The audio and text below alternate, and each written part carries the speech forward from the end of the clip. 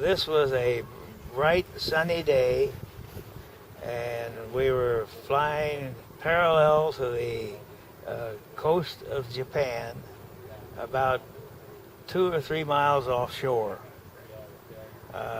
We were there on a picket mission, meaning that we had orders to sink any picket ships that we could.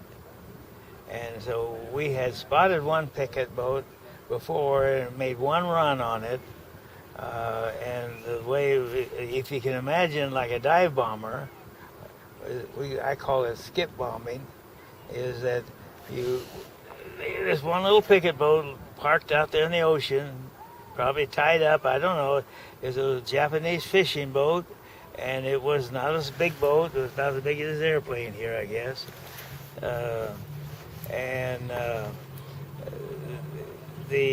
We made one run on it.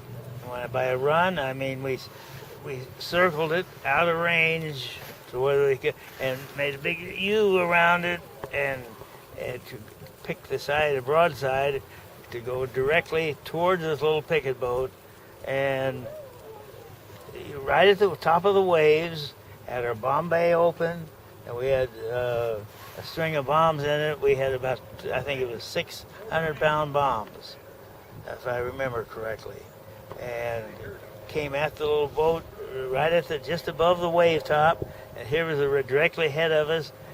We had to fly up over the top of the boat, and as we did that, we let our string of bombs go,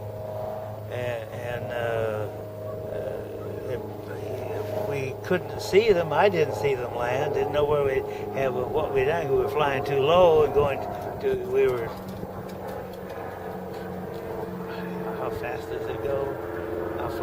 We're doing about 150 miles an hour, I suppose, 175, something like that. Just coming on the picket boat, and with the bomb bay open, and made one run over it, and we had to go up over the boat, down on the other side, and kept going.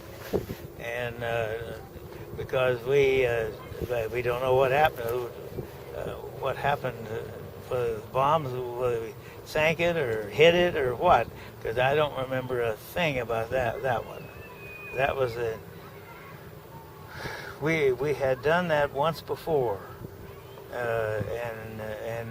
but if you can imagine a B-24 bomber with at the top, just skimming the waves at the top of the ocean, headed towards that little boat, go up over it, down on the other side, and keep going.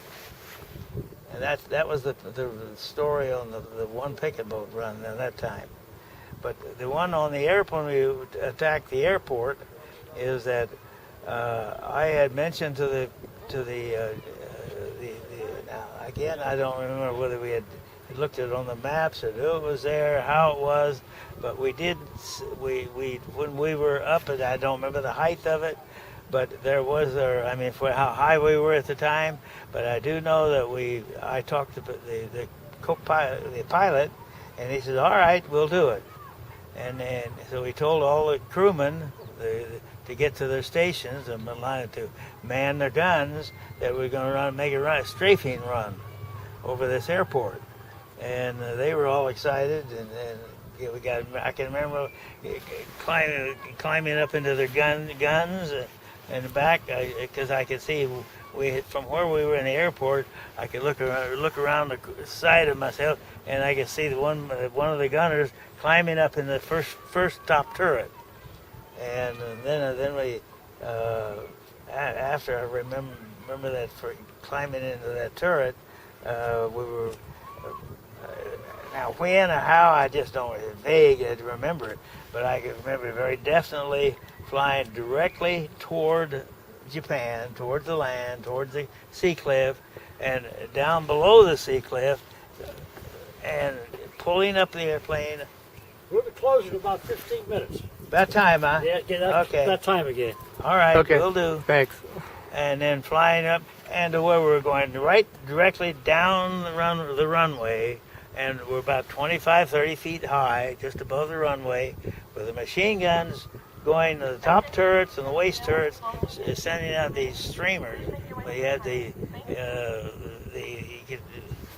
what you call them? The tracer rounds. Huh? The tracer rounds. Tracer, that's the word for it, yeah.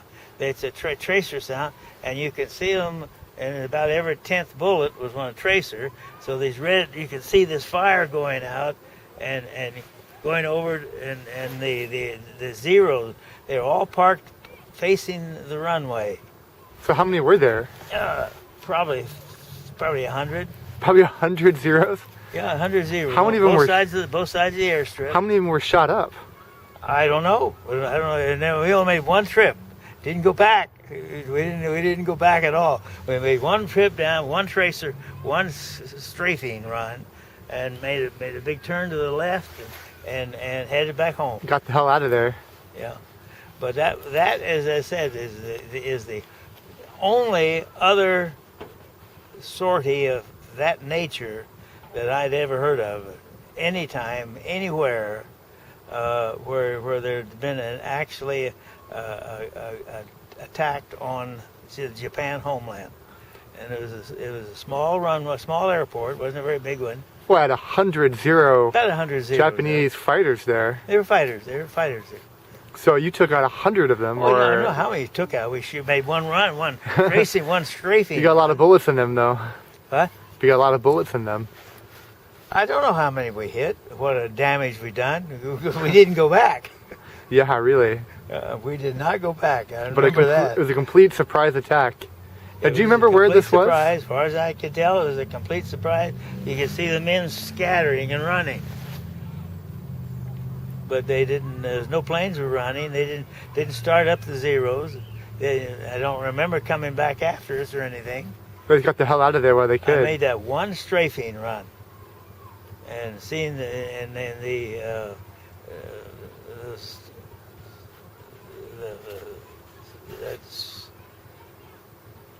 was a single strafing run right down the middle of the runway, and we're shooting from both sides.